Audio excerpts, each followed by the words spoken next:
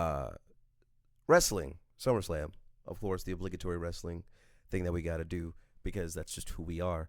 Yeah, we're back again. Like last time we really covered anything WWE was last SummerSlam. Yeah, yeah. We talked a little bit about some stuff earlier this year. Yeah, I haven't uploaded that yet at the time of recording this. I see. Well, I guess you're never gonna see that conversation. You're gonna see it. It's just So we don't have an official match card yet, but some of the things that are going into SummerSlam this year, obviously the big one, which is Cody and Cena in a street fight. I want my title back. Which we'll talk a little bit more about that. Jade Cargill versus Tiffany Stratton, which it seems like nobody cares about, which nobody cares about it because the big addition to that was people thinking Naomi was going to cash in. Spoiler, she cashed in already, and now she's the Raw Women's Champion. So Okay, so all right, so the circumstances are like I hate that mindset where it's like, okay, I cared about it because I thought this was going into it. Now it's in a different, like they're still gonna have the match or whatever. Like just let them have that match. Like you don't want the show to be predictable, and then they throw you for a curve, and you're like, all right, thanks for that curve, that was exciting, and now I don't care. That doesn't seem fair to me. that's the ICW, man, or the IWC. Hate these niggas, yo. I think. Oh, it's been confirmed that Charlotte Flair and Alexa Bliss will be going up against the Judgment Day, that being Roxanne and Raquel, for the women's championships. They're taking them titles. They better take them titles. I believe it. And then some other things that are on the table, not quite confirmed. I think we'll probably see Aleister Black versus Damian Priest. Those are two big budget names, and I don't think Damian Priest can. They really just don't want to leave him off of any sort of programming. It's cool. I agree. He's one of their guys. Something that one. Yeah, I was just about to say something that is confirmed is CM Punk versus Gunther. I'm really excited for that one because my boy's finally gonna get that championship. So that's you're throwing in for CM Punk beating Gunther. Absolutely. I know you want it, but you're throwing in. That is 100% happening. I hope you're like I hope. So here's what's funny between me and him. We are rivals in everything, literally everything, from the type of characters we like to the type of media we consume to the things that we vote for and blah blah. Like we are existential opposites, and this is renegade CM Punk, and this is straight laced Cody Rhodes. And when the last time they really came to blows was in the Royal Rumble, and I needed Cody to win that Rumble because I needed him to get his rematch against Roman. So I could not vote for his success. I felt bad about it, but it's like I needed Cody to go over. Cody went over. He won the Rumble. He beat Roman. He had his title reign and everything like that. Ever since then, I've wanted this guy to get his moment where his favorite gets to be on top, because I cannot express to you what I felt the night of Mania. And the closest I've come to that is CM Punk versus Drew McIntyre at Bad Blood, which is probably my current or my favorite modern day wrestling match.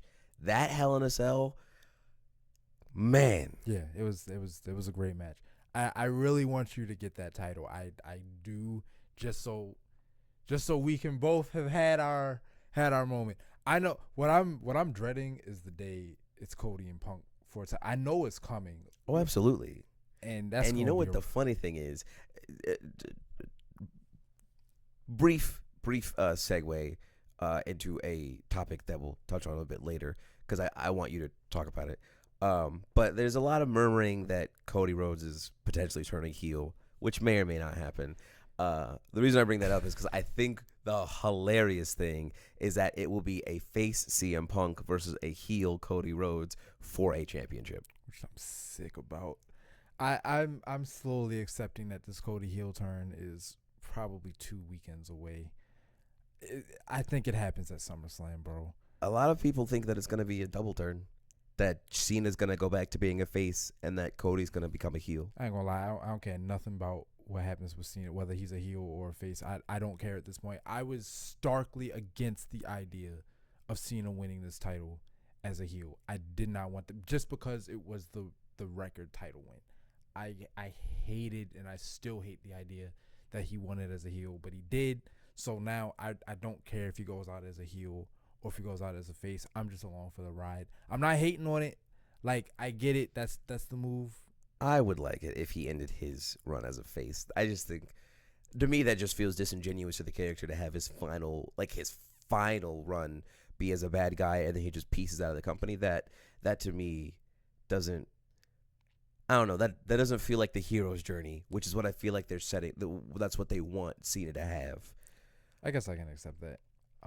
But in regards to the actual card, I do have to say, while I hope it's Punk, I'm not throwing in for Punk winning for two reasons.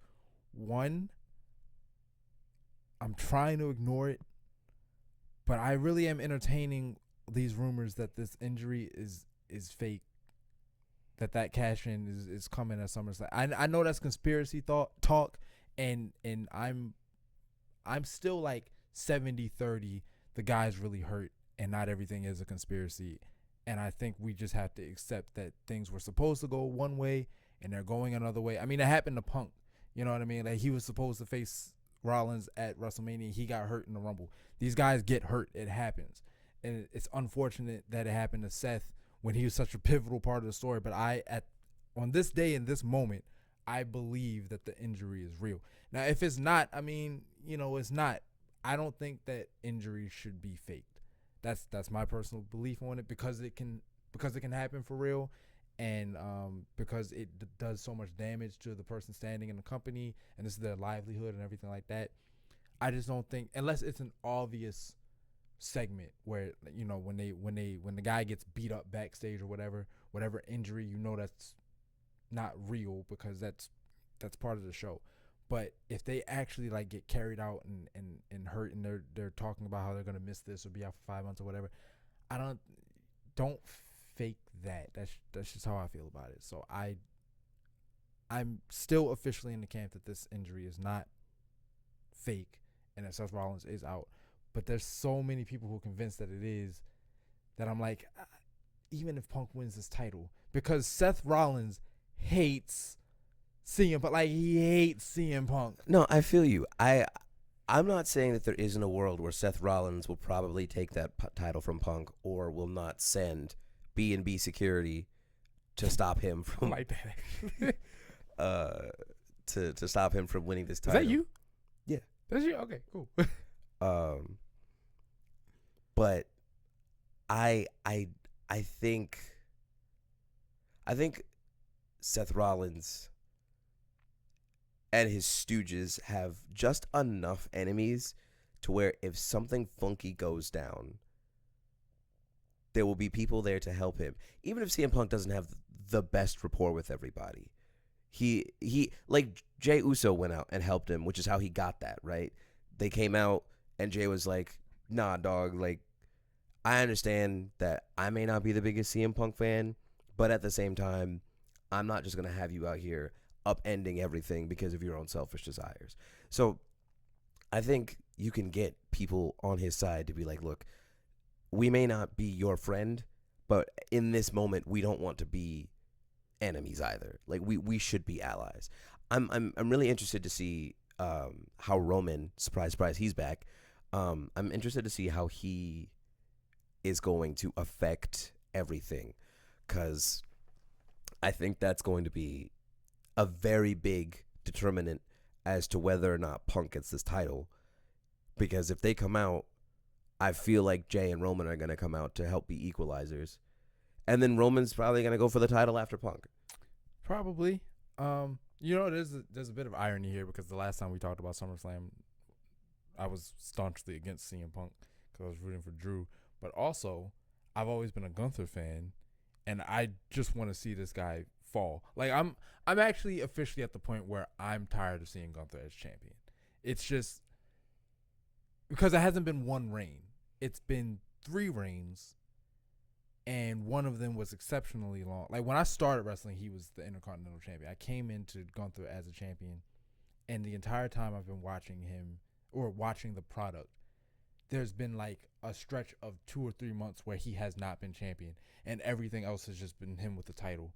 And I'm like, I get that Gunther is your bad guy. Like he's that dude. I know it's not it I know it's probably too early to make this comparison, but the way they talk about what Brock Lesnar was back in the day, like when you were saying, you can never count Goldberg out when they were about to have their Saturday Night Main Event thing, I feel like that's what they're making Gunther. That if Gunther walks into a match, no matter what the story is, no matter how nonsensical it would be to give this man a title again, you can't fully bet on the other guy. Like Gunther can win at any point in time. I agree with that. I would argue it's probably closer to Triple H and the Reign of Terror. I'm not sure how much you know about that. Not a thing. But if there was a title to be had, it was Triple H. Okay, fair enough. Yeah.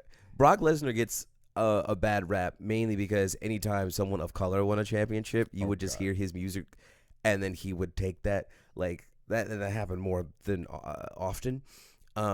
But Triple H is right. Because he looks like the cop that beats the piss out of you. Like he's got the hair. Well, not now. Now he's Farmer Brock. Right. But back then he was license and registration, please, Brock. Dude. Hey, look at me, an Afro-American who won a championship. F5, it's over. Yeah. So Triple H's Reign of Terror is probably because Triple H was like just always champion. All the time. That would have pissed me off. Yeah. That what's funny is that all these legends just stayed champion, and I think we were talking a little bit about this before. Is that fans of today love these icons from yesteryear who are always winning these titles and big matches and whatnot. But now, if you're one of those guys who stay winning and stays getting gold, they hate you. Yeah, like they want to see you fail, and I'm like, I imagine Randy Orton didn't become Randy Orton by losing often. Like I know these guys. You're talking about a guy who had 15 titles. You're talking about Cena, who's now at 17. Triple H, I believe, is at 14, something like that. It just seems like those numbers were standard for back in the day. You would just you'd have a reign and you'd lose the title, and a couple months later you come back, either get that one back or go to another brand and get another title. And if you won a singles title, you'd go jump into the tag division and become a tag champion, or whatever. And it's just interesting to me that people at the same time glorify the past, but have such issues when the present starts to implement things from the past that you enjoy, like these guys that wouldn't lose. You know what I mean? Like, I know Super Cena was a meme, and I get that if he never loses, that's got to get annoying. Like I can just imagine that. He destroyed the Nexus. Yeah, I wouldn't have done that. But everybody's a writer. That being said, it's what I told you on the ride home a couple weeks ago. I'm a Ravens fan. It's never a bad year to win the Super Bowl. You know what I mean? Like, I don't go into the season being like, I hope they don't get it done this year because the Ravens are always in the playoffs. Let somebody, like, no, if I'm a fan of the guy or the team or whatever, I want to see them win. So Cody winning King of the Ring, for example, after just, Cody's won a lot since he's been back. He's won a lot of matches in general, but he's won a lot of high profile matches. He's won the Rumble twice. He's won King of the Ring. He won Crown Jewel. He won the World Championship. Like, Cody's kind of been in the zone. You know what I mean? And people are like, this is kind of weird because he keeps winning and it gets a little annoying. But it's like, it's never a bad time to win the Super Bowl. You know what I mean? Like, if you're a fan, you're a fan. How else do you get to these numbers? Because they're not going to be here forever. If you're in the industry for 15 years and you have 15 titles, that's approximately a title a year. I know it doesn't. I know the breakdown isn't exactly that, but I mean, that doesn't seem unreasonable. So I got it. All that to say that, well, actually antithetical to that, all that to say is I still kind of ultimately understand because Gunther stayed with this championship, but I don't imagine I would have liked that back then. Sure. So it's not that I would have liked it then and now I don't like it now. Gunther's been champion long enough and your boy hasn't gotten it yet. And as much as I enjoy our rivalry, those moments where we're at the house and watching the PLE and something that one of us really wants, and like the joy like on your face when like Sammy beat Gunther and he won the title, right? Like I live for those kind of moments. When the video that we have when Cody won, I point the camera to Nat for a second, and the way she just throws her arms. Who doesn't like to see their friends like happy? So because it's CM Punk, and I know you like CM Punk, and I remember how pissed you were when CM Punk got thrown over the rope. This Royal Rumble, not last year's Rumble, this year. Dude. Because I was like, it makes so much sense for him to win it. He's got to win it. Especially because they were. It really felt like they were setting up Cody versus Punk. And then it just didn't happen. And then he didn't win the Chamber. I would have put all money that he was going to win the Chamber. All money. I was still like, because Cena was going after that 17th title, I was reserving space for Cena to win the Rumble. I was like 80-20 Cena's going to win the Rumble. And the only person I was worried about really was Punk. And when he got thrown over, I was like, all right, Cena's winning this thing. Didn't win the thing. But I had 4 letters. Yeah, one word. But I had all my eggs in the basket that Punk was going to win the Chamber. So when he lost that, I was just like, all right, either at this point he's been back long enough, he's paid his dues. I was skeptical when he came back, not because I'm experienced with wrestling, but just because I didn't hear anything positive about CM Punk. So I'm like, if he really is that difficult, if he really does cause those kinds of problems backstage or whatever, I don't want him around. But I think he's proven that he's an asset to the company. I know people get into that whole Saudi stuff and he walked that back or whatever like that. The way I see it, people grow and they change. I'm not interested in getting into the political fallout of the Saudi deal or the fact that the WWE is largely pro-Trump or whatever like that. I don't really care about any of that. Now if they start walking into the ring with MAGA hats on, then we can revisit the conversation. I mean, like, if you're going to be that in our face about it. But as far as what their politics are behind stage or what, I don't care about none of that. And the fact that they go to Saudi to do a deal or whatever. Look, all these countries got some shady stuff going on. I mean, the fact that you host it here, we drop bombs on innocent people. You know what I mean? Like, are we going to protest the WWE because they're housed in the United States? Like, we're the greatest country in the world. Like, we're not. So, fine, whatever. And that's all I'm going to say about that. So CM Punk is just, he's been here long enough. He's done his job. He's been a team player. Give him his title. Like, let him be Gunther. And I just don't think he will. I have nothing but faith that he's going to do it. Some other stuff that could potentially happen. The men's tag team titles on SmackDown are currently being held by the Wyatts. I missed that match. I'm so hot. Yo, I wish Netflix had all of it. In this country, I wish Netflix had Raw and SmackDown here because I've missed so much SmackDown and I love the Wyatt 6. And I would miss the episode where they become. It was a fire match. I bet it was. I still haven't seen it.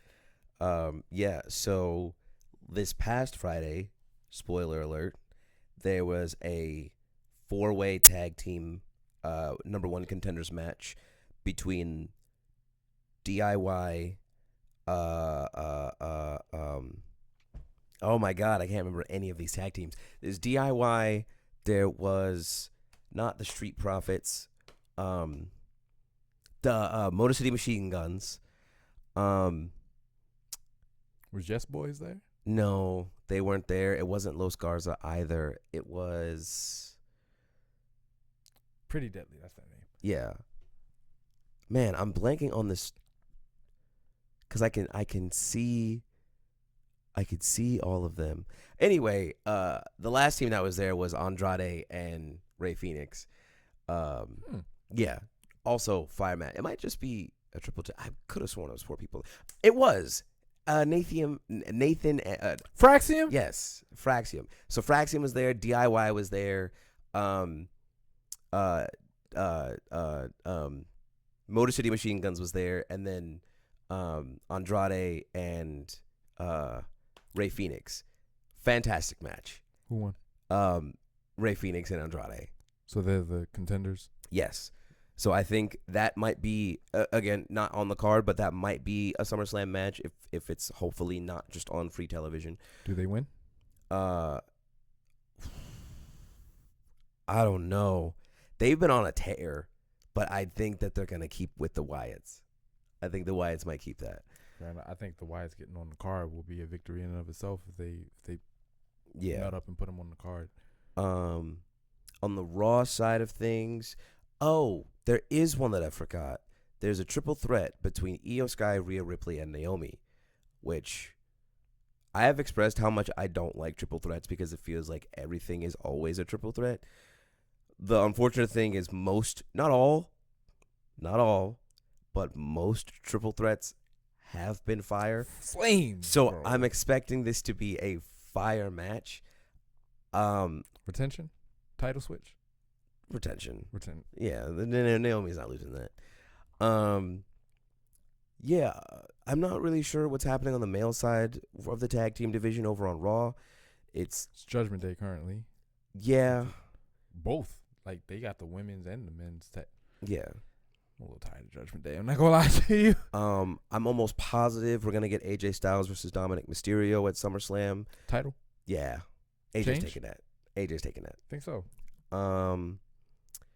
The last real big match I can see at SummerSlam, probably, this is me hoping, but probably something between Karrion Kross and Sammy, because Sammy said they were out indefinitely, which usually means that it's a work.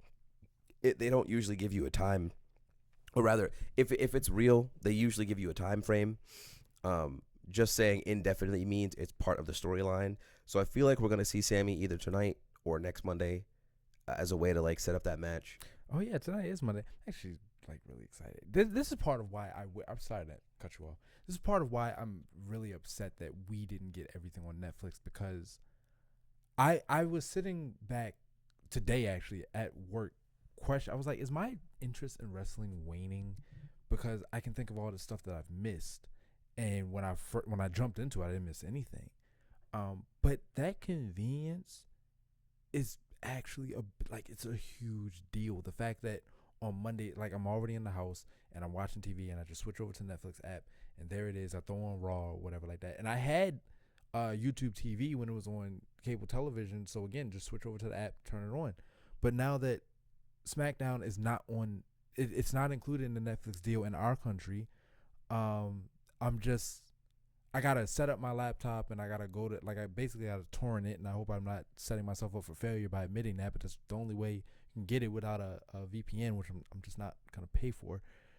And that's not a huge step, but it's a big enough step, because I can't just pull out a remote. I gotta hook it up, and I gotta put it on the table because the cord doesn't go very far, so I gotta drag the table over and everything like that. And most of the time, I just kind of use my Friday to do something else because it's not the same. And I'm like, no, I don't think it's my interest that's waning, because I'm thinking right now that we're gonna finish recording this and we're gonna go back to the house. And we're gonna watch Raw tonight, and I'm excited to watch Raw, and I'm always excited. I can't wait for SummerSlam. It's just, why didn't we get why didn't we get it all?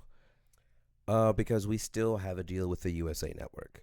Once that deal runs out, there is potential for it to move to Netflix with everything else.